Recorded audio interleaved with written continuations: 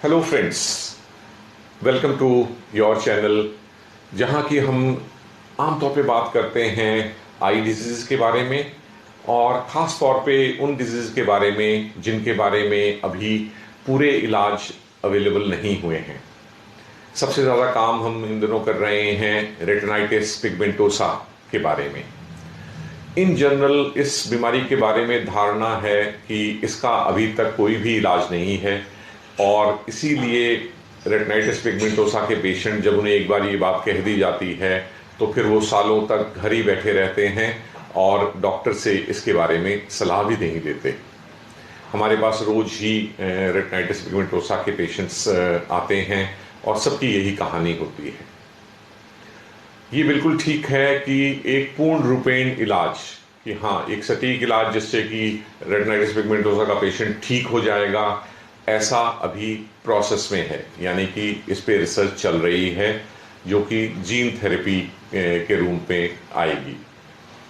लेकिन जब तक ये थेरेपी नहीं आ पाती और जब तक कि स्टेम सेल थेरेपी भी नहीं आ पाती, तब तक भी हम डॉक्टर्स के पास ऑथेंटिक वे में बहुत कुछ है रेटिनाइटिस पिगमेंटोसा के पेशेंट्स के लिए करने के लिए, और इसमें शामिल है रेटिनाइटिस पिगमेंटोसा डिजीज़ की प्रोग्रेशन को स्लो करना या रोक देना या कुछ कुछ पेशेंट्स में इम्प्रूवमेंट आना भी। और ये सब साइंटिफिक स्टडीज़ पे बेस्ड है।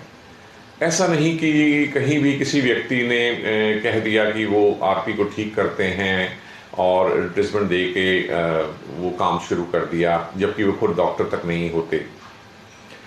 आज हम बात करेंगे और अब हम इस सीरीज में बात करते रहेंगे उन आरपी के वेरिएंट्स की। इसका मतलब रेटिनाइटिस पिगमेंटोसा एक बीमारी तो है, लेकिन इसमें करीब करीब 100 से ज़्यादा वेरिएंट्स पाए जाते हैं।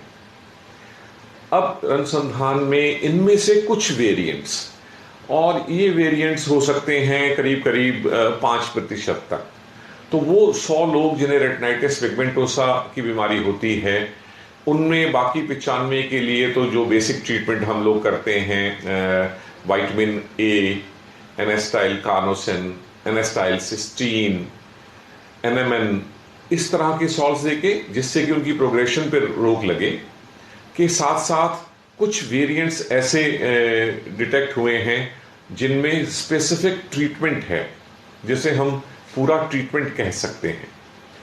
इसमें हम अगले कुछ दिनों तक रोज एक एक वेरिएंट रेटिनाइटिस पिगमेंटोसा का कवर करेंगे और बताएंगे कि यदि आपको वो वेरिएंट वाला आरपी है तो आपके लिए एक पुख्ता इलाज भी है। अब सबसे पहले इन सभी वेरिएंट्स के लिए ज़रूरी है कि आप अपनी जेनेटिक टेस्टिंग यानी कि जीन टेस्ट करवाएं आरपी के लिए।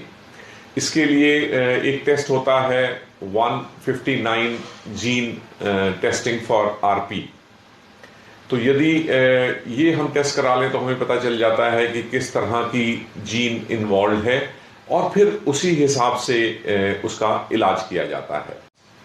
दूसरा जेनेटिक टेस्ट जो कराना ज़रूरी होता है ताकि हम पिन पॉइंट कर सकें कि क्या इस आरपी पेशेंट के लिए कोई स्पेसिफिक ट्रीटमेंट है, वो है रेटिनल डिस्ट्रॉफी जीन पैनल। इसमें पता चल जाता है कि क्या आरपी जो है वो किसी सिंड्रोम यानी कि बहुत सारी डिजीज़ का मिक्सचर के साथ उस पेशेंट में है। अब यदि किसी पेशेंट में retinal dystrophy gene panel test positive आता है और वो उन 5 या 6 जो सिंड्रोम्स हैं उनमें से कोई एक होता है, तो फिर उस पेशेंट के लिए खुशखबरी है, क्योंकि उनके लिए फिर स्पेसिफिक ट्रीटमेंट होगा।